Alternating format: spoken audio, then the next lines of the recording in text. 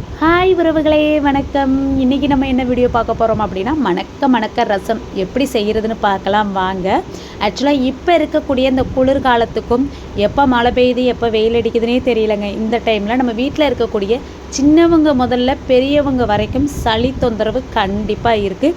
இந்த மாதிரி ரசம் வச்சு சாப்பிட்டு பாருங்கள், நம்மளுடைய உடம்புக்கு அவ்வளோ நல்லது. இந்த குளிர்காலத்துக்கு பார்த்திங்க அப்படின்னா, நான் கொஞ்சமாக புளி ஊற போட்டிருக்கேன். இதுக்கப்புறம் நம்ம ரசத்துக்கு மசாலா ரெடி பண்ணிடலாம், ஓகேங்களா. ஆக்சுவலாக பார்த்திங்க அப்படின்னா, நீங்கள் முடிஞ்ச அளவுக்கு கடையில் ரசப்பொடி வாங்கி ரசம் வச்சுக்கிறத தவிர்த்துட்டு இந்த மாதிரி ஒரு டைம் வாங்கி செஞ்சு பாருங்கள். எப்படி இருக்குன்னு கமெண்ட் செக்ஷனில் சொல்லுங்கள். நான் கொஞ்சமாக ஜீரகம் ஆட் பண்ணியிருக்கேன். ஜீரகத்தை விட கொஞ்சம் அதிக அளவே பார்த்திங்க அப்படின்னா மிளகு பூண்டு ஆட் பண்ணியிருக்கேன். பூண்டை பார்த்திங்க அப்படின்னா நீங்கள் தோலோடையே சேர்த்துக்கோங்க, ஓகேங்களா. அப்போ தான் அதோட டேஸ்ட்டு வேறு லெவலில் இருக்கும். பச்சை மிளகா கொஞ்சமாக ஆட் பண்ணியிருக்கேன். நீங்கள் பச்சை மிளகா சேர்ப்பீங்களா அப்படிங்கிறதையும் கமெண்ட் செக்ஷனில் சொல்லுங்கள். இப்படி சேர்த்து பாருங்கள், அருமையாக இருக்கும். கொஞ்சோண்டு கருவேப்பிலை மணத்துக்காக சேர்த்துருக்கேன். இதை ரொம்ப அரைக்க வேண்டாங்க, முன்னாடி ஒரு ஓட்டு பின்னாடி ஒரு ஓட்டு அப்படி ஓட்டி இந்த மாதிரி குறைன்னு அரைச்சி வச்சுக்கோங்க. இதுதான் ரசத்துக்கு நம்ம மசாலா ரெடி பண்ணக்கூடிய பதம், ஓகேங்களா. இப்போ தாளிப்புக்கு பார்த்திங்க அப்படின்னா நம்ம கடுகு, காஞ்ச மிளகாய், கருவேப்பிலை எடுத்து வச்சுருக்கோம். அதே மாதிரி ரசத்துக்கு தேவையானது 2 தக்காளி எடுத்து வச்சுருக்கோம், கொத்தமல்லி எடுத்து வச்சுருக்கோம், இந்த மசாலா அரைச்ச மசாலாவை எடுத்து வச்சுருக்கோம்.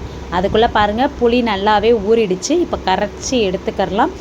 நான் பார்த்திங்க அப்படின்னா 2 நல்லா கசிஞ்ச தக்காளி பழம் எடுத்திருக்கேன், அதாவது நல்லா பழுத்த தக்காளி பழம்.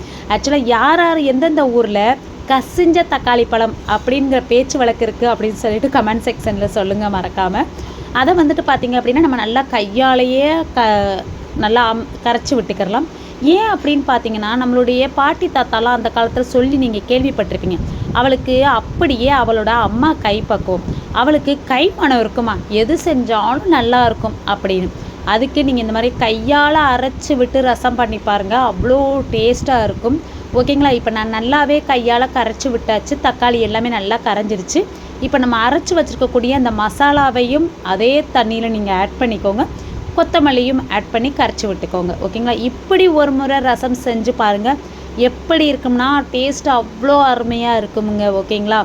இப்போ பார்த்திங்க அப்படின்னா நம்ம தாளிப்புக்காக ரெடி பண்ணிடலாம். அடுப்பில் பார்த்திங்க அப்படின்னா நம்மளுடைய கடாய் வச்சாச்சு. கடாய் சூடாகட்டும். நம்மளுடைய முன்னாடியில் நம்ம சின்ன வயசில் இருக்கும்போது பார்த்துருக்கீங்க அப்படின்னா, பக்கத்து வீட்டில் ரசம் தாளித்தாங்கன்னா நமக்கு பசி எடுக்குங்க, அப்படி இருக்கும் வாசனை. இப்போலாம் நம்ம வீட்டில் செஞ்சால் நமக்கே வாசனை வரதில்லை, ஏன்னா எல்லாத்துக்கும் ரெடிமேடு பொடி வந்தாச்சு. இப்படி ஒரு முறை செஞ்சு பாருங்கள், ஓகே. இப்போது நல்லா எண்ணெய் காஞ்சதுக்கப்புறம் கடுகு, காஞ்ச மிளகாய், கருவேப்பிலை போட்டு வெடித்ததுக்கப்புறம் பார்த்திங்க அப்படின்னா நம்ம ரெடி பண்ணி வச்சுருக்க அந்த புளி கரைசல், தக்காளி கரைசல் தண்ணியும் ஊற்றிட்டு கொஞ்சமாக மஞ்சத்தூள் போட்டு மூடி வச்சிடலாம். ஆக்சுவலாக மூடி சிம்மில் வச்சுடுங்க. எப்போதுமே பார்த்திங்க அப்படின்னா நம்ம ரசத்துக்கு உப்பு உடனே ஆட் பண்ணக்கூடாது. இப்போ பார்த்திங்க கொஞ்சம் நேரம் கழித்து ஓப்பன் பண்ணி பாருங்கள். இப்படி ரசம் நல்லா நுர கூட்டி அழகாக இருக்கும் பார்க்குறதுக்கே. வாசனையுமே உங்களுக்கு நுர கூட்டும் போதே வாசனை வர ஆரம்பிச்சிடுங்க. அந்த வாசனையிலே நமக்கு தெரியும் நுர கூட்டி வந்துருச்சு ரசம் அப்படி. இந்த ஸ்டேஜில் நீங்கள் ஆஃப் பண்ணிடுங்க, ரசம் கொதிக்கக்கூடாது. ஆக்சுவலாக எங்களோட பாட்டி என்ன சொல்லுவாங்கன்னா, ரசம் கொதிச்சிச்சுன்னா கடுத்து கிடக்கும் அப்படின்னு சொல்லுவாங்க. இந்த மாதிரி செஞ்சு பாருங்கள். ஆக்சுவலாக இப்படி ரசம் வச்சு செட்டிநாடு ஸ்பெஷல் உப்பு கறி செஞ்சு சாப்பிட்டா அடடடடா அவ்வளோ அருமையாக இருக்குங்க.